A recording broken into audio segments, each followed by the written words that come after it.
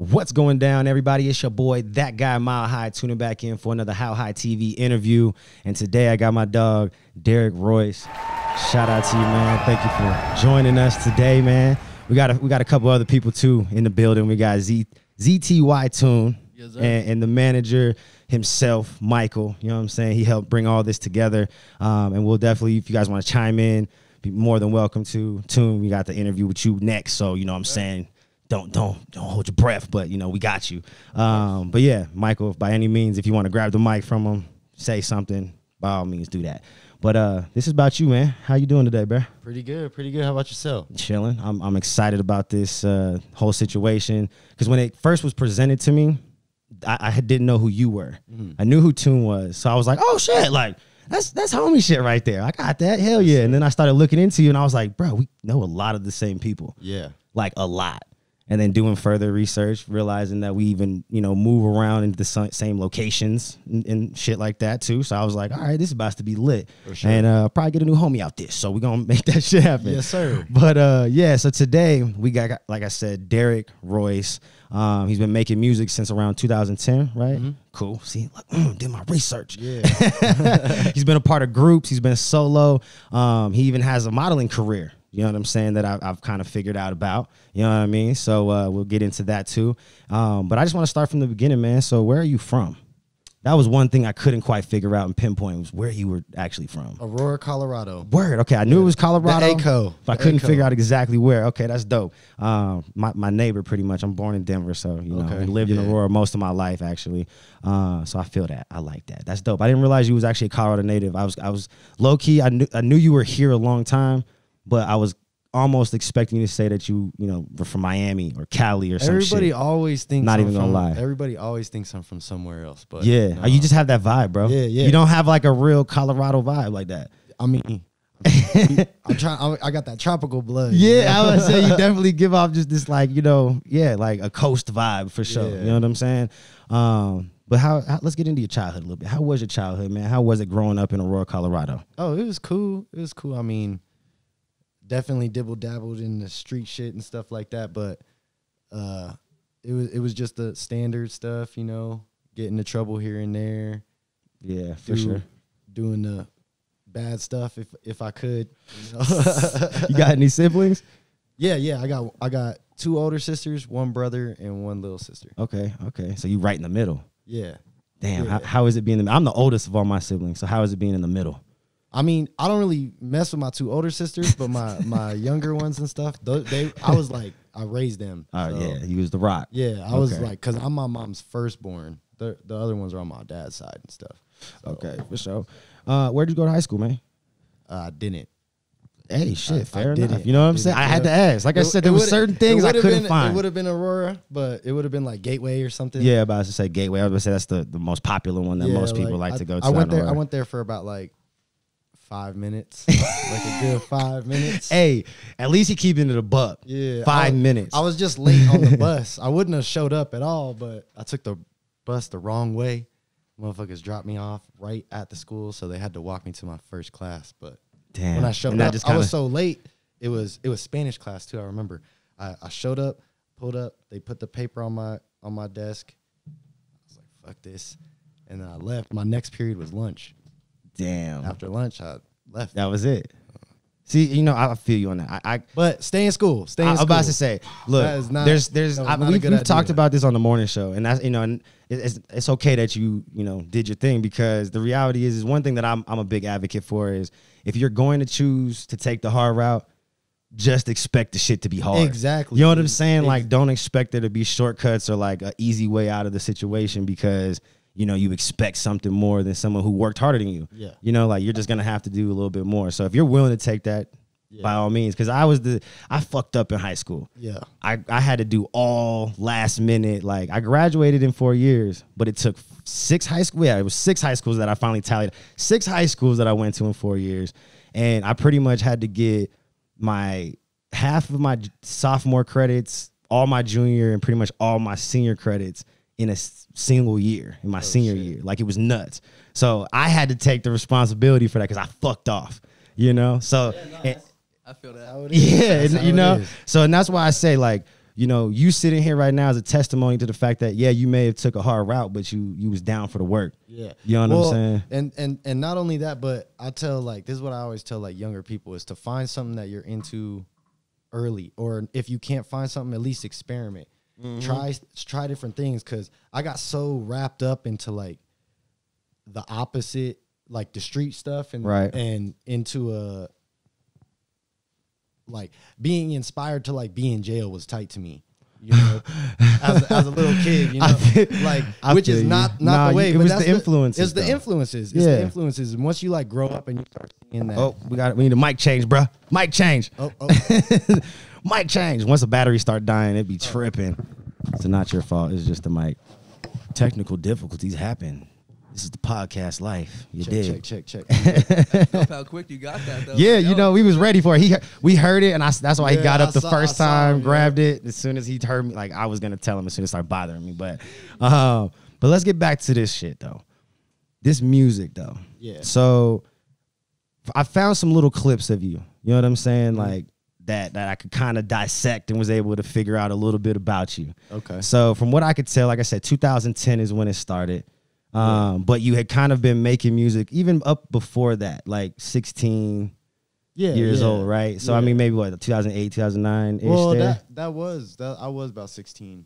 Okay, so we're still in the same time. Okay, word. Yeah, like I started, like, doing it with me and my homies. Yeah, in a group, right? Yeah.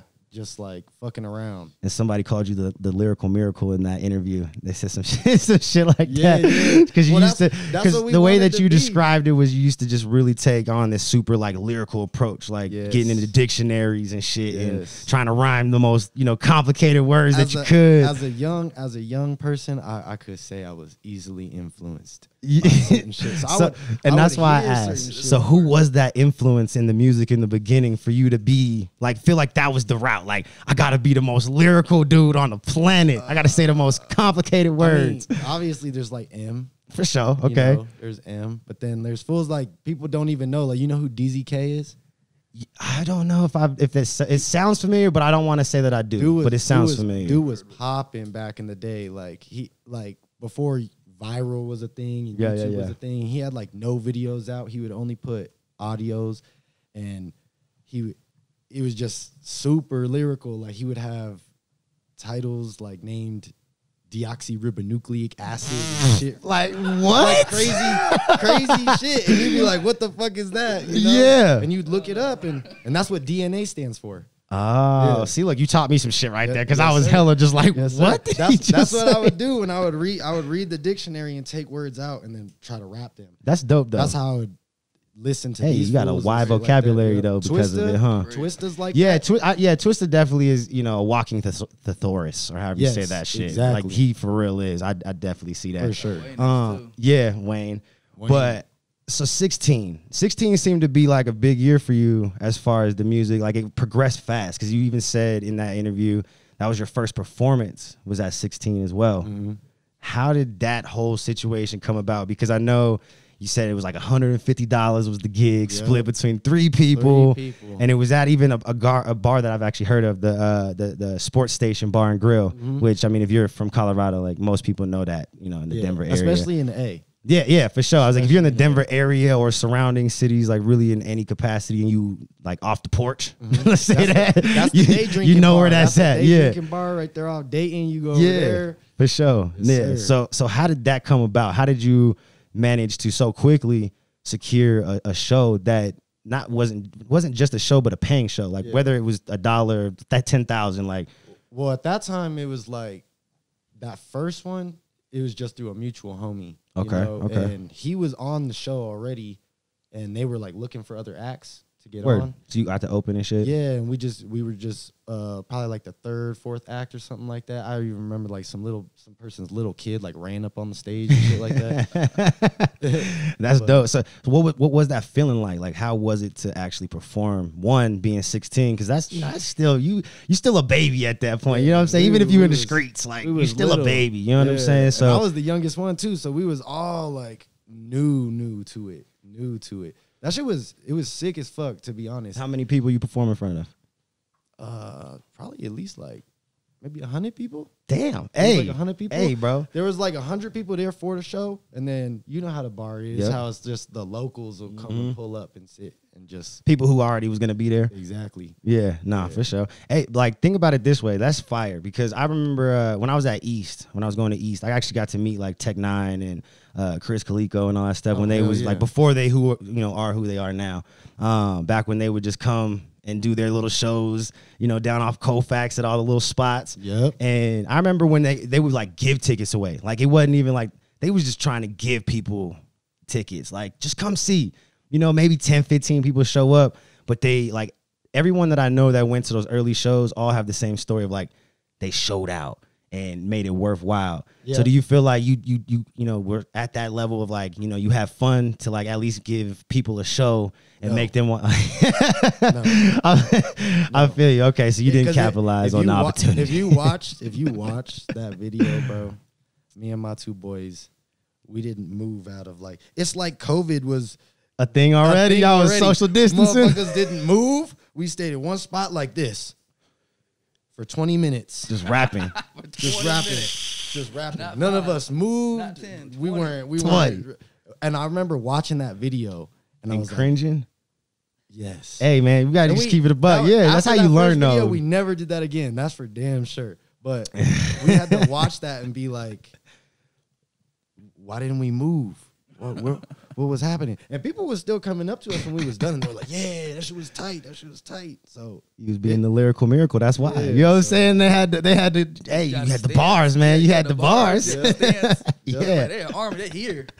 So, being that y'all were 16 and you have this, opportunity in front of you guys, or at least you're trying to create one. Were you guys in the position at that that point in time to be able to invest in yourselves? Like, was studio time a thing for y'all, or was it at least even maybe investing in like equipment for yourself to learn at home? yeah, that's all we did because in the beginning we didn't know anybody with a studio, and I didn't know anybody that knew anybody with a studio. So our resources were super limited to what we thought. you Right, know? okay. And at this time we were only on MySpace. So it's not like you could just go and make a post and be like, who's local with a studio? Right. You kind of had to like Yeah, look, for sure. you had to Back in the look for day, that you had to shit, really or look. you had to know No, somebody that His yeah. number, you got this guy's number. Hey, Exactly. Yeah. Exactly. Back when everybody had the piece of paper and shit, Yeah. and a pen with them it and wasn't shit. like now where everybody's rapping. So now you could just go and ask anyone. Yeah, But shit. back Now they in the got day- apps to help you. Exactly. Rap So chat and shit. You we know what I'm would, saying? we would fucking put our phones together at first, like have the beat playing on one and a little recording app on the other, and then we moved up from that to like the little mic on the Yeah. computer, like literally the two little dots. Then after that, we got gifted like a mic and a soundboard and shit Hell from yeah. a homie, and The power of gifts. yep, and we just started researching how to do it, just kind of teaching ourselves, Yep. just listening to songs and being like, okay, how can we match it to that sound to make it sound just as good? That's dope. Hey, see, at least you did your research to try to learn and progress and better yourselves. Because some people just like, I know when I started my adventure with like YouTube and social media and stuff, I used the bare minimum. I used what I had. I had an iPhone 7 and like a cheap ass like $200 tablet, like a little Motorola tablet. And I just used what I had, the front facing cameras, back facing, however I can make the content and get it to just work for me. I made it happen. And I know one thing that I ran into a lot over the last few years of people who just ask questions of being like, yo, how can I start, or what do I need to get going? And everyone just has this misconception that you need to do the most. Like you got to have the most money, or you got to make this crazy like upfront investment to like get started. Yeah. And the reality is that's not true at all. You know what I'm saying? I always say it's the outcast method. You know? Hey, that's a good Like, analogy right because there. they would always their recording method was they didn't want to, like when it came to their mixing and shit like that, they would mix a lot of their stuff in shitty ass speakers and stuff like that. So that way, because So that people who actually are listening to everybody it- else is going to listen Bruh. to it. That's the yeah, dungeon. Thank Tim does you. it too. He keeps that Corolla. Thank you. Dungeon. And that's so great that you brought up that point. People, that is gold right there. So I know there's a bunch of artists that I've been fortunate to meet through my journey, and even like my little journey of kind of like making music and dabbling in it. And you're right, like it's really about just taking the bare basics. Like when I do like the mixing and mastering, when I'm having fun and making a song, I use like my little Bluetooth speakers because I know there's a bunch of people who are going to use a speaker like that to do it, to listen to it. So if I can get it to sound good in that, it's all right. You know what I'm saying? Like I know that I did okay for like a car speaker, a Bluetooth speaker, even your phone at that point, because they're all kind of in the same realm unless you got some really high quality shit, which most people don't. And then even with the visuals, like again, your phone, even though it may have the capability of processing this crazy amount of, imagery and it being super crystally clear, most of the time people don't have the service available to be able to get the super high resolution. So your phone automatically downgrades playback so that the quality so that playback is smooth. So you're probably 90% of the time watching most of your content on your phone or tablet in a lower resolution than what the device is capable of, just because it wants to give you the best playback experience. So with that in mind, me as a creator, I'm like, cool, as long as I can get quality at least 1080p, even 720, I'm in the game. I can at least make content that people will watch. It's all about being relatable. Yeah, that too. And if somebody could look at your stuff and be like, oh, I could do that too. Facts. That's dope. Yeah. Look at Yachty's videos, for instance. I always say, they're super basic. Most of them look like they're shot off of an iPhone or something. They probably are. Yeah, real shit. So that's and again, it's just about taking steps. Taking steps, man. Like that's the biggest lesson, is just taking the steps towards what you want to achieve and not, holding back because you think you need to do some crazy outlandish fucking investment that's unnecessary at this point. Sometimes taking it back to the basics and just having fun is good. We tell ourselves that all the time. Facts. So let's get back to the basics though. So I was, again, doing some research, man, and I couldn't find any songs from before, obviously the sound change and like your whole style change. Yeah. Obviously, because you probably didn't want people to see that side of you because it wasn't the true artist that you are now. Yeah. But I want to ask about it because you had talked about a song, your first song that you and your homies had made, and it was about a lick that y'all had did. Yeah. And I was like, interesting. Not that you need to elaborate on this lick in any capacity, because I don't want you to self-snitch, because that's definitely the era we're in. But knowing that we're in this type of era, because I've listened to a bunch of your music. And the one thing that I say, look, cause would you make a song, again, similar to that, where you're describing some sort of crime that you might have been involved with, knowing just the times that we're in? So vivid? Yeah. Because the way you described it, it sounded like y'all gave us play-by-play. If you would have heard the song, it was like, oh, y'all went to this park at this time, and it was so-and-so's name. We didn't say no names, but you definitely know how much we got. See? That's why I asked. So in this day and age, knowing this era we're in now, would you make another song so vividly describing a crime that you may have been a part of, allegedly? From third person. I like that answer. That's a good answer. It's all analogies. It's all analogies. I could say it was Joe Schmo that did it. That's true. It wasn't me. So that's so funny. I just had to ask that question. But, listening to your music now, man, you definitely progressed, and I can only assume that the progression is very drastic. You know what I'm saying? Yeah, because what you describe, yourself to be as an artist before, the music that you allow people to hear now and what I've heard now is two drastically different artists. Definitely. You know what I'm saying? Like you seem to have found your sound. You don't sound like anyone. That was something that I was trying, like when I listened to all the people I interview, like I try to pick it apart and like, all right, who do they sound like? Who is maybe some of the influence? And even with the people you said that you were influenced by before, those influences I don't feel like carried into this new version of you. Nah, definitely not. And it's just because it's just all finding yourself, Facts. It's trial and error, doing in this, and yeah, it's dope, but it wasn't really my lane. And then finding melodies and different things, and then being a self-produced artist too as well.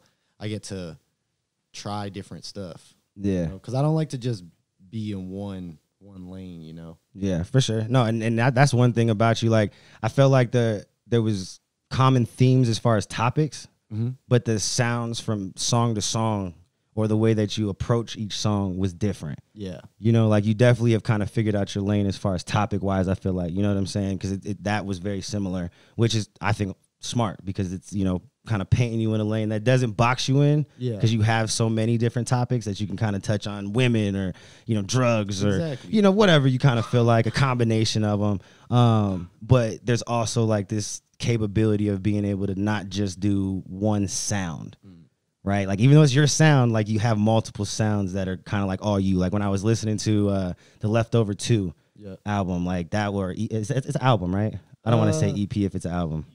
Yeah. Okay, I was just say on. I was like, I It's saw the throwaways. Okay, I saw throwaways. some places was exactly calling it what a it project as far as an album. Some were, you know, saying EP. So I was like, I'm gonna clarify it with them. So it's EP, people. But anyways, Yes, sir. That specific one is the one that I was listening to actually on the way here, and yeah, like that's a very diverse, like, you know, group of songs. Yeah. You know what I'm saying? Like as far as the Leftover projects, those ones are like just a bunch of songs that I've been sitting on for a while. Just needed something to do with them. And exactly. And it's just like nowadays this is the content era. Facts. You know, where it's the more the merrier. Facts. And, Hey. And if I'm sitting on stuff that low key is heat, when we listen to it later, it's just like you never know. You never know what's gonna happen or blow up or Big somebody's gonna fuck with. You know, that's true. And because you don't get to decide what's hot. What's hot to you may be, you know, trash to the world. You know, like that's crazy to say, but it's true. People say like the song that blew up was like the song they least thought was gonna blow Facts. up. And that's actually, I think, one of the most common themes with artists who have that crazy single that does crazy numbers. It was either a song they threw together. It was like, I didn't even like that song. Yeah, you know, whatever. Yeah, do all that shit. So that's dope. But I just wanted to make that mention, like the progression, you know, I think is for real, even without hearing the music, because of just the way you were able to describe the type of artist you were. Yeah. I was like, oh yeah, this is not the same artist that he described. You know, like it's complete 180. But let's get into this group situation a little bit because it's still around that same era. You know, I don't want to sidetrack too much. Okay. But how did that whole situation kind of like end? You know what I'm saying? Like I couldn't really figure out why that dissolved the first time. So what was it that kind of made y'all split? And one more question too. Why did y'all drop so many singles without any projects? Because we didn't have like I said, it was all about resources. So Facts, we didn't have people to like do graphic designing and make a cover art for us. We didn't Y'all have. could have threw something together. We did. So we were throwing like little ones, but also it was kind of how long it would take me and my boy to kind of mix and master each song. Okay. You know, we would record it, and sometimes it might take us days to mix it. Because we're mixing like 3 different people's vocals. Right, so you're trying to get them all sound right, fluent, and same we're all frequencies and shit. perfectionists too, so we're all like, no, that one's not it. That's not Right. it. So we might have to go and redo it or something like that. And it was just little things like that. But honestly, we didn't really like know what to do. And like I said, we were releasing stuff on MySpace at the time, so it was just kind of release a single. Oh, that one's getting views. Release another one. Oh, that one's getting views. Release another one. You know, Yeah. It was the Rust theory before Rust was. Fair enough. Okay. And so what actually like ultimately just split y'all apart? Like, was it just a lack of like understanding of what y'all were doing or organization? It's just like the lack of motivation and the end goal. Right. You know what I mean? Mm-hmm. We all get into it for the same reason, because it's fun. Right. It's fun as fuck. But at the end of the day, some of us start taking it way more serious than others, for sure. You know what I mean? People's minds get, you know, priorities change, shit like that. Yeah. You know, in the beginning, we were 3, and one of my boys, he was more of the background guy anyway. He didn't really like being on stage. He didn't like taking pictures and stuff like that. He more liked being he was a hindrance. Exactly. And so he kind of just eventually, especially when we started getting on more shows too, he was like, I don't like this. I don't like this. So he kind of started falling back on his own, which was cool. He would still come around and everything like that and be on some tracks and write every once in a while. But as a group, you know, not everybody gets on every song anyway. So Facts. It was cool. And then when my second homie ended up leaving, like I said, we were doing lots of shows.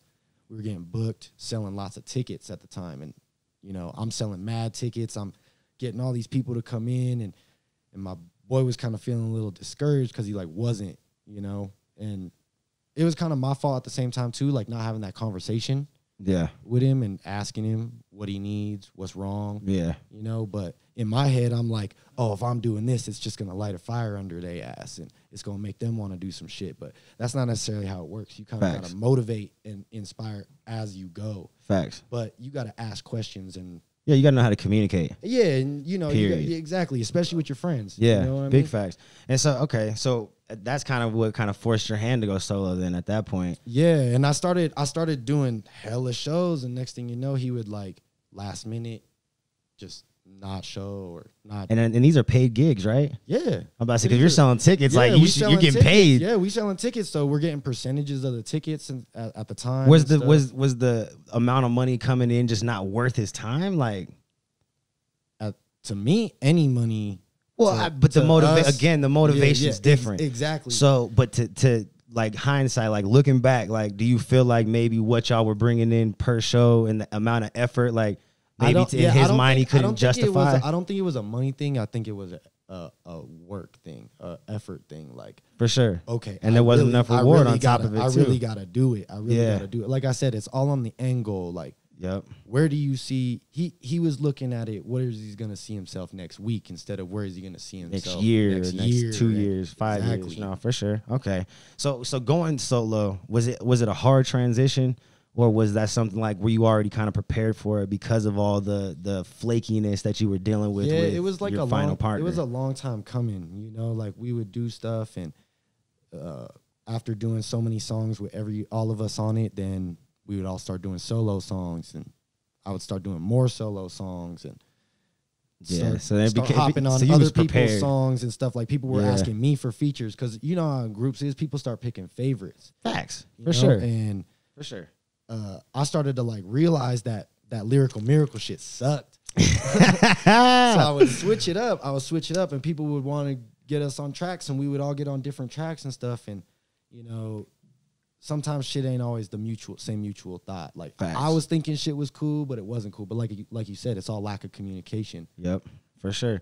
So performing the first time alone, how was that? Like, because now, like your first performance, you at least, even if no one moved, you at least had that support of your brothers, you know, your friends, your comrades. You know what I'm saying? I always kind of like brought fools, because like I would maneuver around with other rappers and so you always after I started getting into the scene and doing more shows and linking with this artist and linking with this artist, it's like, oh, let's go to the studio, make a song. Next thing you know, I got a show next week. Let's perform it. You know, they got a show next week. Let's perform it there. So it would just double my shows, double their shows. That's dope. Get more people on the song, and that way it's not just me. Yeah, you know? and that's dope because that actually alleviates a lot of the pressure because now like. You're going to be able to perform in front of a big crowd, but you know that there are specific people there to see you. Yes. So the idea of just making sure you perform for them and then hopefully picking up some other, you know, supporters. And another thing that helps too. Way less stress. As a solo artist, if you're going to go up there by yourself,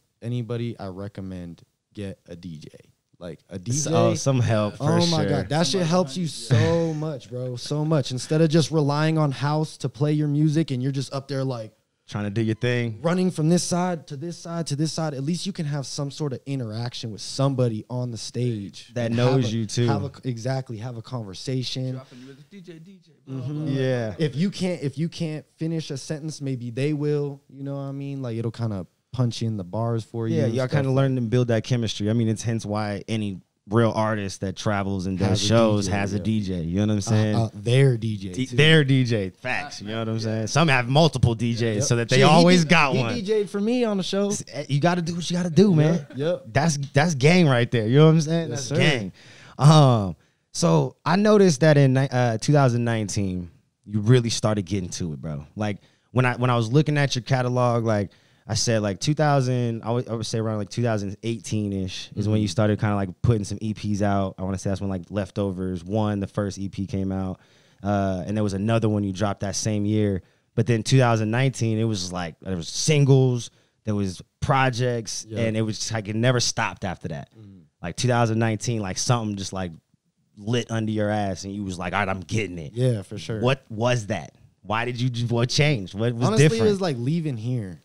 It was kind of like leaving out of here. Like we went to LA and just like, and when we went out there, a lot of people go out there and just go out there. Facts. We went out there and had like a legit plan, like where we're gonna go here, and we were connected in different places to where it was like, oh, this feels right. This feels right. Facts. This feels like we're doing something. And I remember that time period because that's around the same time that I he dropped knew the you. project too. Yeah, and you started throwing projects to me because I didn't know you did music or he did. I didn't know Tune did music the first time that I met him because I got introduced to him because of y'all's brand, which we'll get to in a minute. But that was like what I knew him as was like this brand powerhouse. Like that's what he was. So like when he started throwing me music, it kind of I was, you know what I'm saying? I was like, what? Yeah. Do music too? Like, what don't you do, nigga? Like, you know what I'm saying? But yeah, like I remember him going out to Cali. I didn't realize that y'all were, you know, going out there together like as a situation and making shit happen. But that's dope. You know what I'm saying? But I do remember that time period. So if you was out there hustling with him and getting it, I mean, that was he was a solid reflection of what was happening. So just know wherever I go, he go. Wherever he go, I go. That's just like that's just how we roll. Hell yeah. So this is around the same time too, and now it makes more sense because you were in Cali. The modeling starts. This is when I see you start kind of dibble dabbling. Some opportunities kind of get put in play.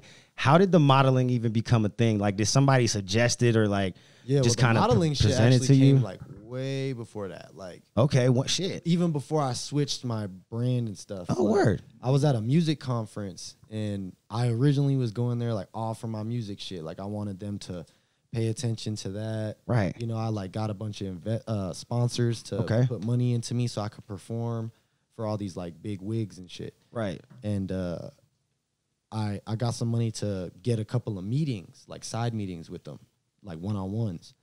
And when I did one with this girl named Simone Amelia, she was at the time she was like the head director of like Dash Radio. Okay. And she was like one of the co-hosts with DJ Green Lantern on their morning show and stuff. And she was managing Iggy at the time, Snow and stuff. And so they were coming down and I wanted to talk to her. When I was talking to her, she was breaking down the whole story, getting my whole background and everything. And she just told me, you know, my music is dope, but a lot of people want to get in the industry off the music. Have you thought about, she told me my image looked sick. So have I thought about modeling or anything like that? At the time I was like, hell no.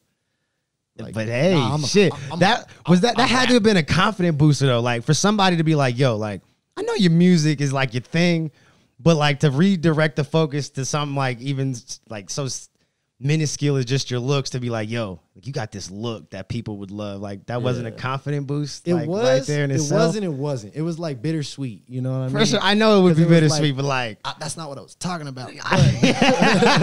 I feel that. Okay, that's fair. But fair. It ended up like going somewhere. She linked me with like a couple of like dope ass brands. They paid me, sent me some clothes. Public Trust Spray Ground. Okay. Word. I used to have. I still have a couple of Spray Ground backpacks actually. Yeah, I did like a little photo shoot for Dope. Okay. Like a long time ago and stuff, and that was like, and they were all paid for and stuff. Riot Society. He was in there then. Yeah. He was really doing some shit. Okay. So what was the whole like your most memorable moment from modeling?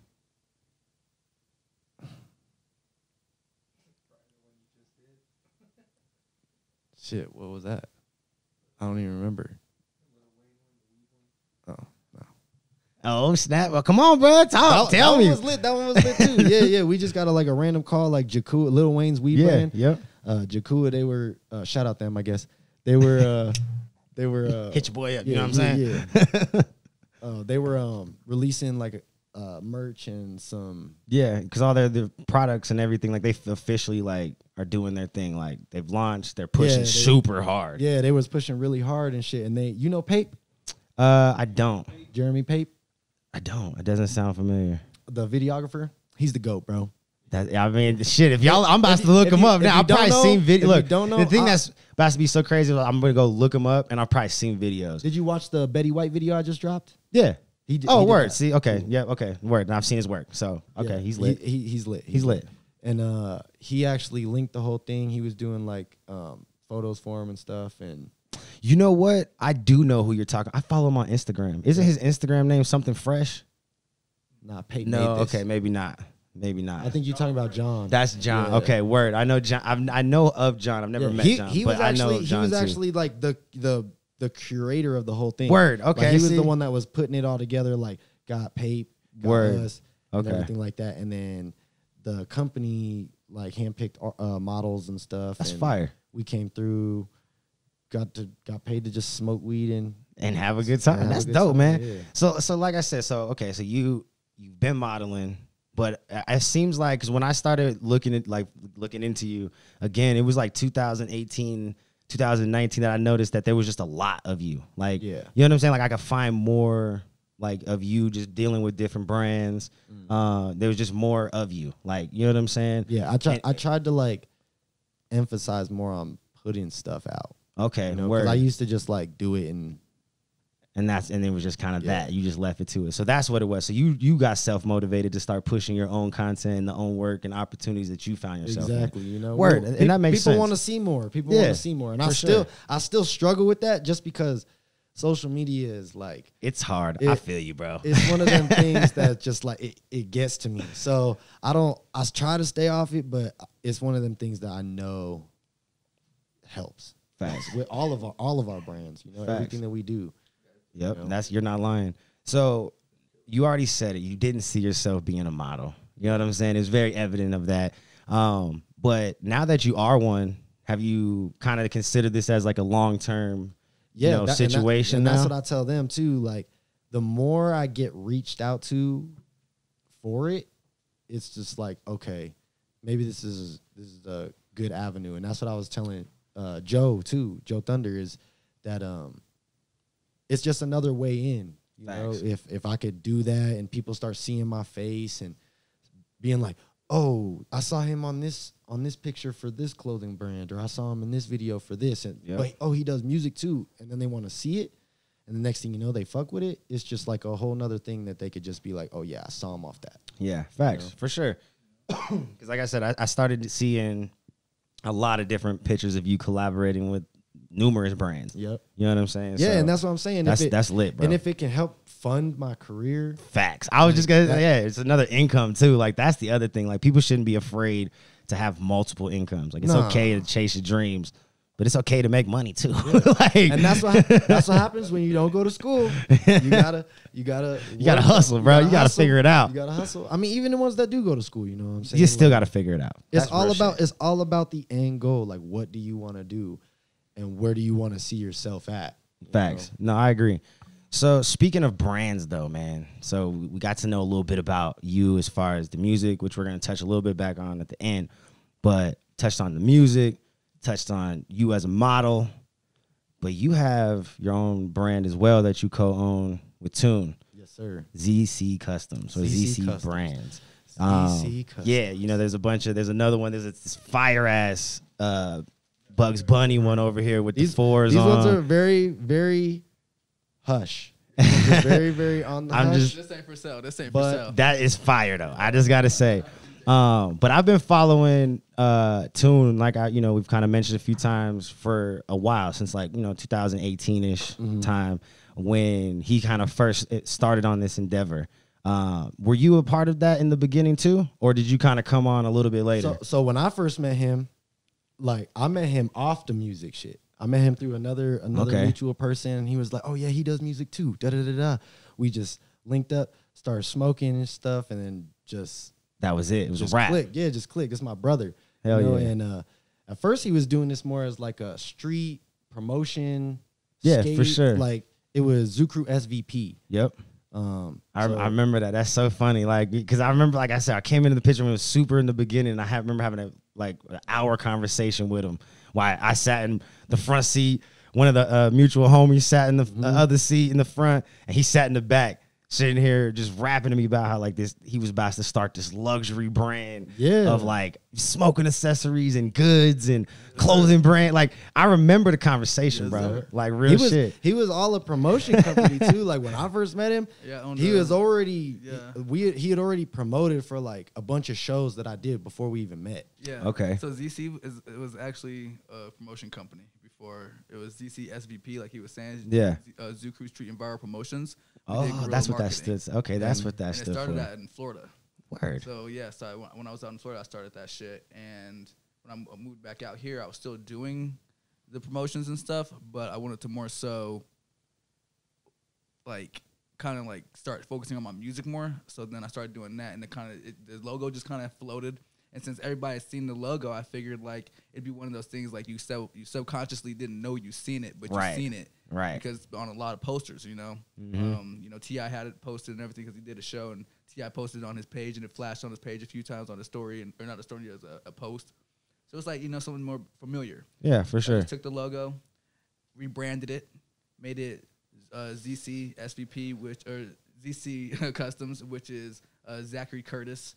Oh, word. Okay. So, yeah. I've always wondered what the ZC stood for, bro. Yeah. Like I saw, like I know there was like for a while there was the Zoo Zoo Customs. That was something I used to think it was Zoo Crew Customs. Yeah, Zoo Crew Customs. That's what I used to think it was. It was, but then I wanted to make it a little bit more luxury. I wanted to separate it completely from Zoo. It's like Louis Vuitton. Oh, got you. It's like the name, Yeah. Like Calvin Klein. Mm-hmm. Yeah, for sure. Definitely elevates the idea of it now, for sure. Like, I mean, I already kind of associated with you with luxury because of, again, we're going to get into this deeper. Yeah. But, like, that even makes it that much more deep for me.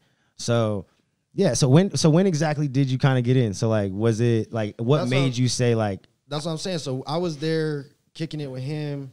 We were just homies in the beginning when he was doing it. And then, with my TMBF like brand and stuff like that, we just brought him on because I fuck with him. And the more we started doing that, we just started tying into this. He started getting more into like first it was Glean. Customs. Yeah, that's what I'm saying. It was Glean. We started messing around with a bunch of like weed shit. So before this, before all this, we was doing this. Before this was even like a thing, bro. We were doing it. Nobody was doing it yet. And we had the 1,000 milligrams first before anybody. Well, I can't say the first. We had the first in Colorado that had 1,000 milligrams. Not the first in the U.S., but we were the first in Colorado. In Colorado, yeah, for sure. For sure. Okay. Interesting. And we was the first ones that you was like seeing this shit everywhere. I do remember you trying to give saying some shit to me about that actually. Like, and I'm like thinking back to these conversations. Big artists got this shit. You know what I mean? Like, and they fucked with it. Yeah, and they fucked with it. It definitely was something. But we started to realize like legalities, the supply and demand. Yeah, no, for sure. Shout out to High Grade. This is a black owned company right here. Okay. And they've been doing it since like 2000. I think it was like 17 or 18 is when they started doing it. Okay. And they've had a lot of ups and downs, but they finally have kind of got, like you said, it was just all the legalities and figuring out shit. They got way farther. They got way farther than we were even like really, willing to like, because like it was a lot of work. We fucked with it at first, and then it just became something like he said. It just blew up. Yeah, it's a lot of work. We made it for us. We just made it for us at first. Like, oh yeah, we got some extra shake, and he was like, oh yeah, I do this, da da da da, and we just started drinking. And next thing you know, we were like, we should sell this. That bright idea that you didn't think all the way through. Yeah, I feel you. We all have them, but yeah, this has been a long time, and this one right here is a 10,000 milligram one. Oh shit, that's 10,000. This is 10,000 for the size. Yeah. No, they still do the 16 ounce in they have it 1,000, 2,000. You can still find some 1,500s. Edibles don't work for me, so maybe if I drink. Oh, this shit would because you bypass the liver and all the nonsense that stops edibles from working for people. Yeah. So this is best. Yeah, really? This is the best for you because you start absorbing it sublingually and you absorb it through like all your intestines as it's going down, and most of it's going to be absorbed before it hits your stomach and gets destroyed by stomach acids. We might have to sample this. I'll bust this one open. We're trying to figure if y'all have some ideas for what we could do with this shit. That's crazy because it's 10,000 milligrams. What do you mean ideas? I'm trying to find some crazy ideas. I got an idea right now. Deep Rock bottle, bro. Right. Oh man. You might have some. Oh man, we're gonna have to. Deep Rock, how many ounces is that? 16. And see, so ours was 4 but don't ounces. Do soda. Don't do soda because they got the 4, and they do 1,000 in the 4. Yeah, we had 1,000 in the 4. So if we would have poured it up to 16, it would have, bruh, this shit right here is crazy. Like that's why I haven't opened it. I'm just like this one I just got, but this one I haven't opened, and it's only because I'm like, dog. Like 1 ounce is like anywhere from like 5 to like 700 milligrams. Like you're done. You know what I'm saying? You're donezo. Man, we drank a whole pitcher of it. Yeah, we drank a whole picture. I was shooting a music it was like video. Me, him, and like 5 other people. One night See, in the studio. I think the most that I've done was me and one other homie took a 2000 and poured it in a quart of juice and tried to basically just drank it as fast as we could. It was like an hour, 45 minutes to an hour that it took us to drink it. Sounds about right. And I was fucking high as shit. Not even gonna lie. I went to bed. Like as soon as we were done, I was just like, "Yo, dog, we were so fucked up. I'll catch you tomorrow." He was like, "All right, yeah, I'm about to so go home." I woke up. I woke up high. Me too. I went to bed. It was high. I was high as fuck because I don't eat edibles like that. So to drink anywhere near 1,000 milligrams, I was like, that was some new shit. Yep. That was new for me. Since we were drinking it so much, we just got so used to it. We were slamming 10,000 milligrams. No. Like no every problem. day. No problem. Every day. That's crazy. So, all right, I wanted to touch on the brand, but we're gonna get more into it once we get into tune because that's definitely his sauce right there, the bread and butter, where you're more of the artist. So I'm gonna get back to the music with you, bro. So Leftover 2, like I had mentioned earlier, came out in 2020 last year. Fire. Yeah, I really enjoyed that one. Out of all of the EPs that you had in the projects, that one was probably my favorite. Thank you. You know what I'm saying? And to hear it was just throwaway songs essentially or shit you were just sitting on, like that's even doper. Like now it makes sense to the whole Leftovers name. Yep. Leftover songs. Like I get it. Yes, but it definitely proves the concept of like sometimes that leftover shit be the hottest shit. Exactly. Shit that you was looking over I be telling them was the shit that I was really keen on and I was really enjoying. You know what I'm saying? Like, and at the end of the day, it's like, why did I waste my time and money to even record the shit? yeah, if you weren't gonna drop it and give it to the people, do something with it. Yes. yeah, that's fire.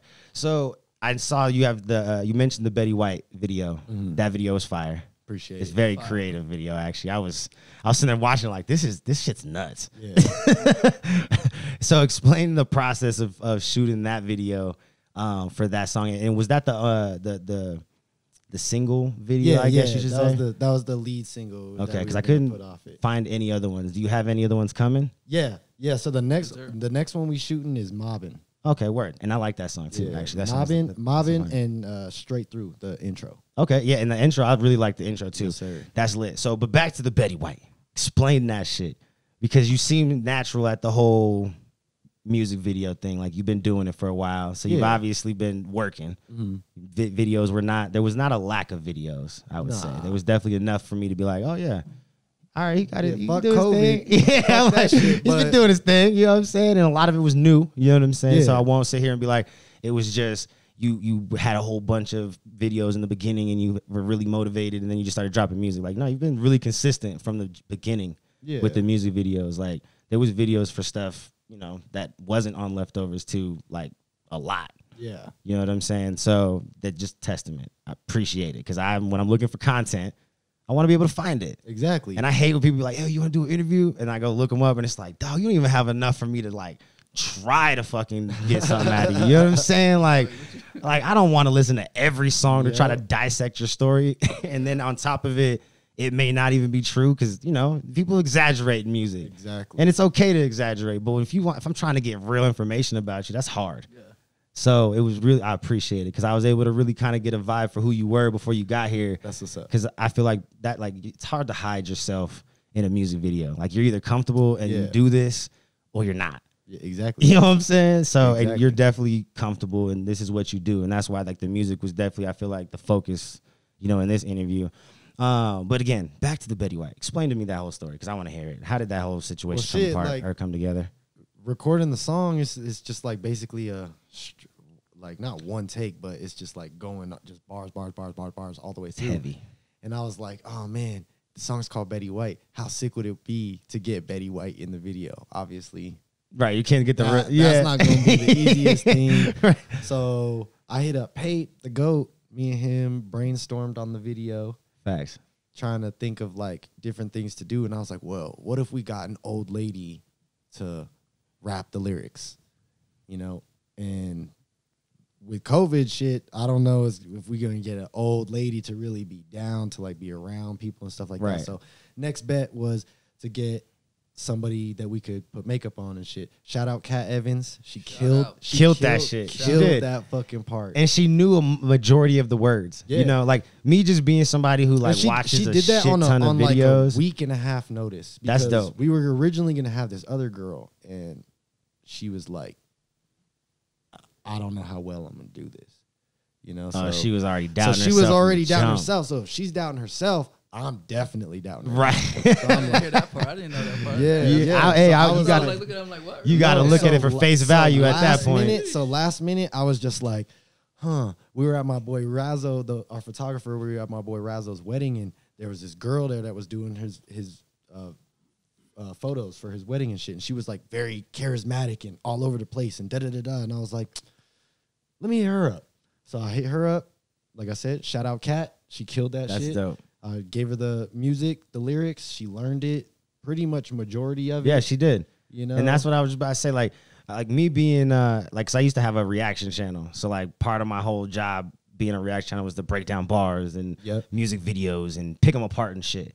So I still just naturally kind of do that shit. Mhm. And one thing that I did notice, like, you know, there's obviously those moments where she slipped up and didn't Yeah. know the words, but to know the amount of words that she did know, Exactly. that was great. Yeah. Because I've seen videos of and people it's who have those also moments. the amount of but- takes that she was doing every time, and then to not only know the song but to perform. Yeah, the yeah, song. she was dancing and She was hopping all over. performing it. She was spinning. yeah, like, able and she was trying to definitely doing her remember thing. how to stay in character as well as the music. She did great. Yeah, she did, and that's exactly what I was getting to. Like, aside from like those little things that like most people aren't gonna notice, Yeah, like that shit was great as fuck. Yeah. Yep. You know what I'm because I saying? notice a lot of people when they do shit like that, they might have like 2 or 3 lines, 2 or 3 lines. if words even. Let's Yeah. not even give them the lines. It's 2 or 3 words. Mhm. You know, like select word. Hey, say this 2-3 word right here at this really dramatic part. You know, and it's Yeah. like just a lot of just acting, which They is turn- dope. Yeah, they turn their head. Yeah, but like, you know, like I hadn't seen a video with that much of like a person who had nothing to do with the song, was not, you could obviously tell she wasn't an artist, but to like know as many words as she did and to perform and like I was like, damn, this is she fire. actually does do music. Yeah, Oh, word. Well, I She didn't does- know that. Was shot. she My actually- bad. Take she that does, back. She does a lot of shit. She's actually a very talented. Hell a yeah. very talented Well, you girl. could tell. Like, You the could more the after meeting her and shit like that, it was like, oh damn, okay. Facts. Like Word. she does music too. That's dope. She's dope. Yeah, she's got her own. She's Hell got, yeah. I think she's even got might a have to project get out. might have to get you on for an interview. You- I'm just you saying. should. You should. You should. Might have to set that shit up. I'll link But, y'all. I'll link y'all. Hell yeah, I'm with that. But so yeah, let's keep moving.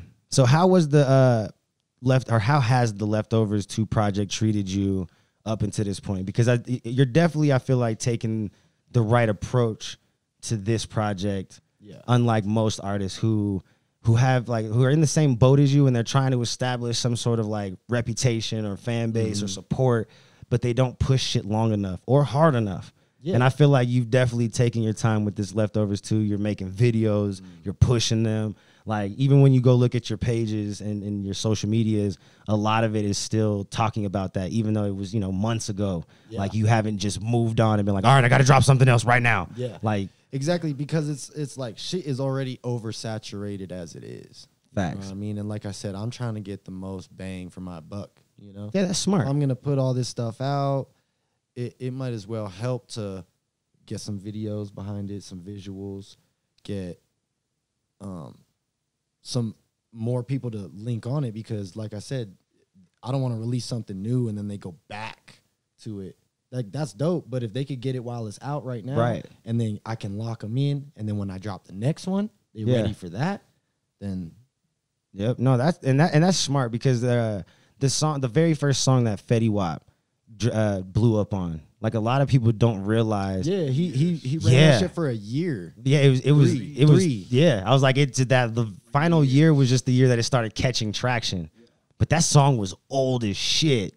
Like, he just kept it going though. Like, he just didn't give up on it. Do that. Like, Yeah. That's what I was telling. I don't know who one of you I was telling you. There's like 2 ways you can do it. You can either drop something and it picks up instantly and it takes off, or you can sit and have shit just play through the clubs over and over Just again. work the Facts. song, and work the work song. Keep it where you're gonna it's gonna there's hit 2 its ways. point. Yeah, Yeah. there's 2 ways. And that's Not the one just thing one. I've There's actually noticed more ways, but about you is definitely with this one. You're definitely in it for the long game. It's like, all right, if I put the right push, the money, and you know what I'm saying, just a little effort behind it, like I don't have to sit there and have a whole nother project ready to go now. Yeah, and it's like at the end of the day, as an artist, I don't want to kill myself to put shit out. You know what I mean? In a sense, you know what I mean? Because that shit weighs on people. You know, trying to please everybody else by putting out the amount of stuff that people think should be out.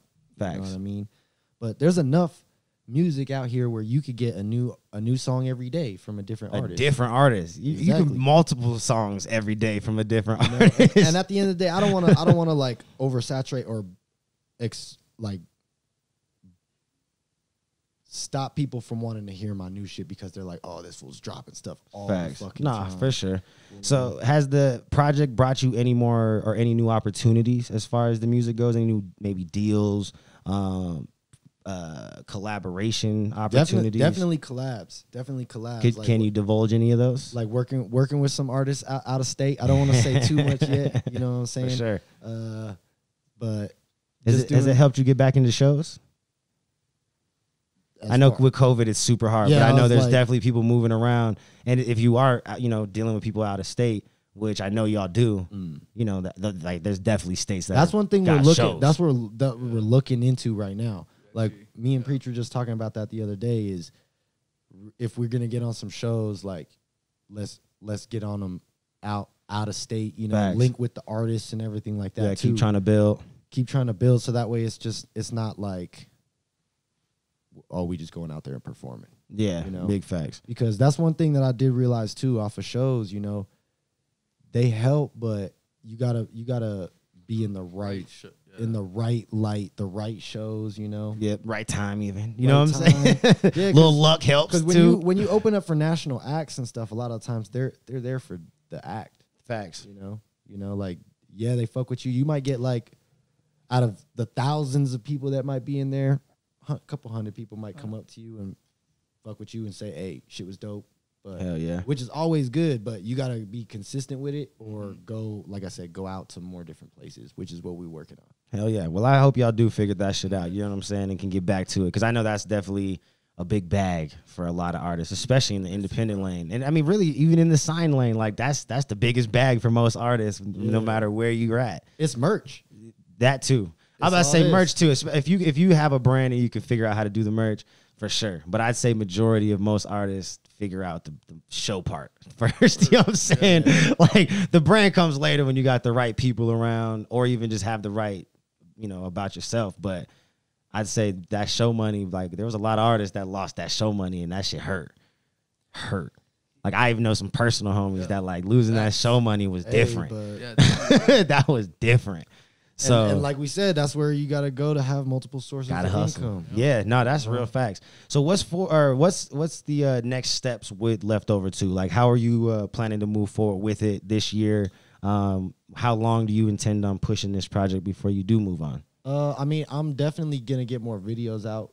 We're gonna put more videos out for sure, just to like kind of keep the momentum on the project, keep the eyes on the project.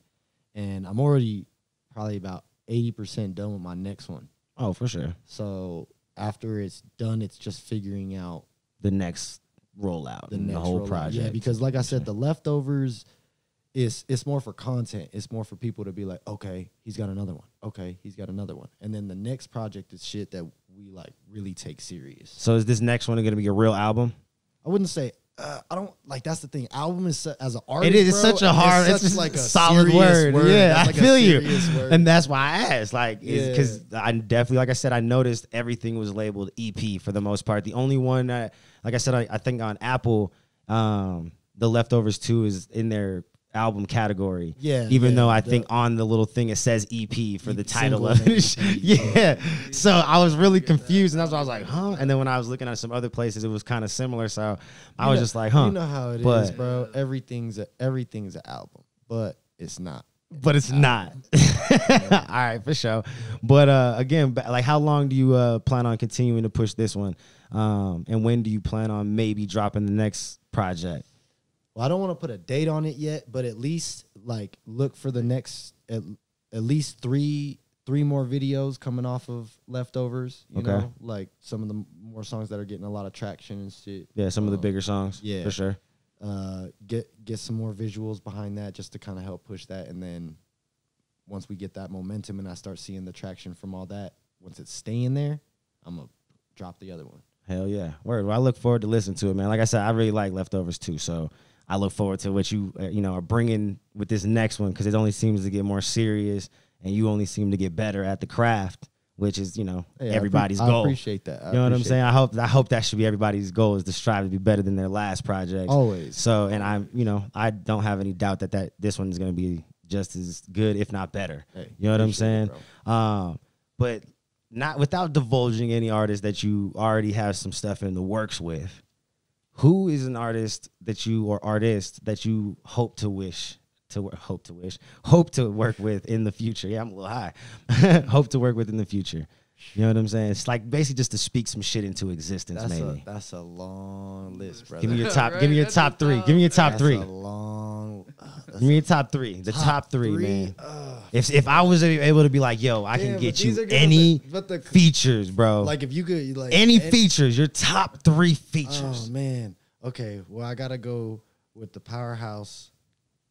If I have to pick Come on. 3, I gotta pick the for sure ones. Come on. I'm going. Chris Brown. Okay. I On the hook. wasn't Chris ready for that. Chris Brown on the hook. I wasn't ready for that. Chris Okay. Brown on the hook. All right, you we know got what I'm one. saying? Probably Drake is gonna be on my second Word. verse. All right, that's a given. He gonna be on the That's a second given. verse. That's what I'm saying. and I'm gonna have Travis Scott make the beat. Oh, that's different. That's different. Okay. Imagine that song. Imagine the only that song one right that there. I was expecting I don't want. was the Drake. I don't want Travis. I don't want Travis to rap. I just want him. the beat. I That's just want fine. him The to make production. beat. I got you. But I was not expecting the Chris Brown. That threw me off a little bit. I ain't even gonna lie. When does Chris Brown miss, bruh? That's When true. does Chris Brown miss? Like, So when, that's I why- was that's expecting my some number dope one. status shit, but I was not expecting Chris Brown, bro. That's the one that it's like, okay, Hey, if I had to choose, hey, he said, when does he miss? You right though. That's some. Hey, when you said it, I was like, oh, okay. and I'd get the girls with that. Facts. I'd get all the girls Facts. with that Your track. fan base would definitely fan base would go change, through the and it fucking would roof. fucking have a nice My tide change. walkthroughs Yeah, would be nothing but baddies. Facts. I like that. Okay, Facts. okay. There's nothing wrong with that. Okay, that was fire.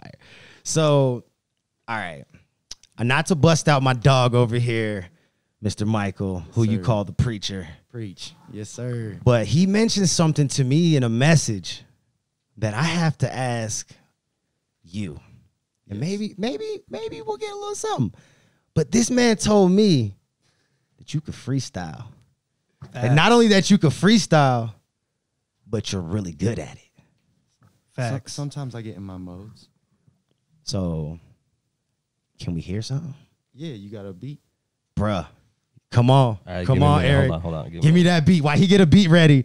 Yeah, we about to get Derrick freestyling on this beat. You know what I'm saying? I'm excited about this. I need to light my blood back up for this one. You know what I'm saying? Hey, you know what's about to be dope? What's that? Mr. Derrick, you are the first to freestyle.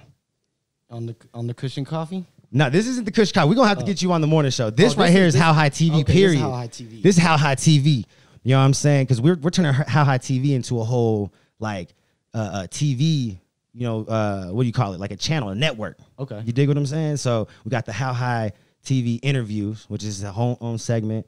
We got the Kush Coughfee Morning Show, you know what I'm saying, which is its own little TV series, its own sponsorship, its own situation. And we got some other shows coming too. That, you know what? I'm gonna tell y'all a little bit about this. You know what I'm saying? You excited, Eric, about this next shit? We got some shit Oh, hell coming, yeah. bro. Look, we got fucking a comparison show coming. That's about to be super lit. We got a Pheno Finder. Comparison show? Yeah. It's all cannabis related too. This whole channel is gonna be everything's cannabis related. So a comparison show. We got a review show from one of the homies who's gonna be doing a show called the Pheno Finder. Shout out to him. And we got another show that I'm working on for a cannabis game show, essentially. Ooh. Bro, doing different shit. We ready? Different. You know what I'm saying? But go ahead and play that beat. Let him hear it for a second. And we'll let him get in the bag. And we're gonna let him get in the bag. It's getting serious Woo. on the track, fam. What's your selection? If you fuck with me, you got connections. Ooh, I can take your girl and get erections. That's just what I'm doing if you guessing. Yes. Yeah, that's my suggestion. Yeah, and I got it up, I'm talking skeletons. Yeah, where I take your bone, the way I get it in. If you wanna know, yeah, I'm flexing in. Yeah, talking about the bags and them Benjamins. What you say, I get it off the mental. I just stick your girl up with my pencil. Yeah, if you wanna know, she my initial. Yeah, talking deep as she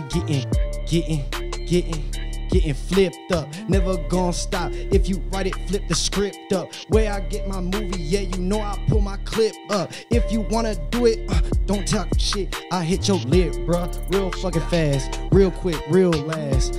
I ain't never gonna stop. Yeah, I'm coming for the big bag. Look at me and you get big mad. With my crew, we make you. Give me that cash real quick. Give me that money real fast. That's how. Hold up. Wait, that's the shit. Oh, you need a beat? You want to switch the beat? Yeah, let's switch. Let's switch the beat. Oh my God, let's go, boy. Hey, you different. You different. That was, hey, I was not expecting you to just be like, all right. And then when the beat came on, you was ready. That's different, bro. Anybody who's an artist that come up here and I ask about this, don't question and be or mention this freestyle shit if you can't do it. I'm just gonna say, like, don't. Oh my God, bro. Let's get it. Let's get it. Derrick Royce. Let's go. Yes, sir. Yes, sir. Yes, sir. Yes, sir. Yes, sir. Yeah, it's Derrick Royce smoking THC on HHTv TV. What you know about me? Yeah. Coming straight out the streets, and you know we on fleek, and you know you can see. Yeah. I got the tunnel and I cannot cuddle. Yeah, and if you wanna know, I got my cutter. Yeah, and you know I'm gon' fucking muzzle every bitch that coming at me. If you wanna fucking cuddle, nah, I don't do that. I just smoke it. And your girlfriend, I'ma poke it. Whoa, yeah, I'm comatosing. Every hater coming at me, yeah, you double dosing, cause I'm so dope. Got the DEA knocking. And you know I got my PDA flopping off the millions. Cause you know we about to shake the whole building. It's the feeling of my flow. Yeah, I get it if you didn't know. Every word is off the fucking dome. Hold up. Gang. Keep going. Get up in my zone, I'm about to like the marijuana. Yeah, that good ganja. If you didn't know, my flow hotter than a sauna.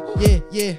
And I be on the let me look at this shit. I got the 4s on SBs. If you didn't know, yeah, I'm about to grind like it's at knees. I don't know. Gang, it's all right. Hey, gang shit, bro. That was fire. Hey, you know what? Like I said before, man, if you can't for real just pull it out the bag, please do not mention the freestyle shit to me. Because if I ask you about it, it's all gotta this is what I'm gonna expect now. The bar has been set high. Serious sometimes. Look, the bar is set high. I was definitely I'm not gonna lie, bro. Like, I see enough artists hesitate in freestyle situations to like expect it, and with no hard feelings, like, or no, no judgment, nothing. Yeah, I've just seen enough of artists that I felt were established or had it that get in these situations just can't do it. Like, it's just not in them to do that. They got everything else as an artist, but that's just not their lane. I mean, sometimes it's not as easy as it looks, though. Sometimes. That shit ain't easy at all. What are you talking about? Like, there's no ifs, ands, or buts about it. You don't gotta flex. We know. I think anybody who likes music in any capacity knows that it's not easy to pull words together and make it sound good and even make it make sense. Yeah. You know what I'm saying? Like, that's the hardest part. Bruh. I'm impressed. That's all I gotta say. I'm impressed, dog. You definitely just unlocked a new level of appreciation for you as an artist. Hey. Dead ass. Like, I will not. We need to clap hands, Eric. We need to clap hands, dog. We need to clap hands. Woo. That shit was fire. That was gas. Yeah, we definitely got to get you on the morning show. We got to get all y'all on the morning show. You know what I'm saying? Y'all got to pull up real early. we're gonna have to make some shit happen. You know what I'm Let's saying? do Talk about this bar I ain't shit. even gonna go to sleep. I'm gonna just. That's what I'm sleeping. Right. Hey, we gonna make it happen. Like I said, man, I'm really impressed. Like I don't know what else the fuck is like, dog. Like that shit blew my mind. Like I really was not That's how we do. expecting to like that right there. But let's get to this. Hold up, I gotta ask you about how your music writing process now. For real, like. Is this just natural? Like, I mean, it felt natural for you right there. Like when you hear a beat and the song just come to you, or is this some, like, what is the process, bro? Like, cause that shit was unnatural. I mean, basically every song I do is essentially a freestyle in a sense. I'm just like putting on the beat, rapping. I like this line. I like this line. You don't Okay, write I'm it gonna all? use that. Do you write? No, yeah, I Okay, write. you write for it down? but I'm freestyling it in my head as I'm going. So I'm like freestyling random shit. Yeah. And I might like that line, and if I like that line, I'll put it down and might tweak it a little bit, and then Word. Okay, now so the next line, now so the you next have that. line. You have okay. I like that writing process. That's a good writing process to have. 'Cause I do want to try to like not write like that Lil eventually. Wayne shit, Yeah, where but he just get in the fucking booth. I But don't know. and I think you have the capability. Yeah. I You just really think do. for that muscle memory, Nah, that muscle memory, you're though, gonna- I like to read shit. Look, you're gonna have the capability if you just kind of get it out of your head that like you having to read it is important. Yeah. You're gonna watch this shit back, and I guarantee you're gonna hear the melodies and even like the song. I hear it's some of the best ways to write because you're not Look, overthinking. you shit, were you're just feeling literally it. putting shit together in a way that it was a song. Like that shit almost had replay value as it was. Like that's real shit. Okay. So like when you hear that shit back, like I guarantee you're gonna hear a different side of yourself that I don't think you've realized yet. Like listen for like It's all the about melodies progression, and bro. It's all about progression and finding like new if that shit. was all true freestyle, bruh, Swear. you're gonna hear On my son. you're On my gonna son. hear some different shit from yourself because if that was freestyle, that was a song. You could literally probably take both of those and turn them into songs with just a little bit of tweaking and effort. Yeah. Like you could be on that Lil Wayne. Let me not, Jay-Z type shit. Let me not write down and just hear the beat. All right, turn it on. Record, nigga. Like, let's go. Record, nigga. Yeah, like I see that shit because that was impressive as fuck. Appreciate it. Because they were like, yeah, like I said, it wasn't just freestyling. Like there was definitely like structure to it. Like you didn't like sway away from like the idea of like a song structure, even though you were freestyling. That's hard. That's how it is. Like when you write so much, you just start to like it starts to just get Dog. embedded in you. I'm like, my shit, okay. Well, anyways, what are your overall plans, Derrick Royce? What is the next steps that me and the rest of the people who are going to be following you, can be excited about, looking forward to from you? Just watch me and my squad take over everything. Okay. Everything. The clothes shit, the music shit, the modeling shit, the All lanes. just all lanes, bro. Like Everything. we want Everything. people to no, we just see it and be, like I said, be inspired to want to do something on their own. That's fine. And look at the blueprint that we're not only trying to lay, but trying to figure out ourselves that they could want to be that too. That's fire, man. And with that kind of lead, like, well, just playing off of that, what is one thing, whether it's advice or just something inspirational, that you would want the people to know that, that just to inspire them to do better or to do more or whatever, you know what I'm saying? Like whether they're in your position, inspiring to be whatever, what is that piece of advice or motivation that you could give to people? Fuck what everybody else has to say. Gang, Basically. that's simple. Basically, it's like, fuck what everybody else has to say. If you passionate about it, do it, whether it's going to make you money or not. You know what I mean? Like, that's what we do. And that's why we all such good homies, because we all do the same shit. Hell yeah. Same goals, end goals Yeah, at least. exactly. You know what I'm saying? That's dope.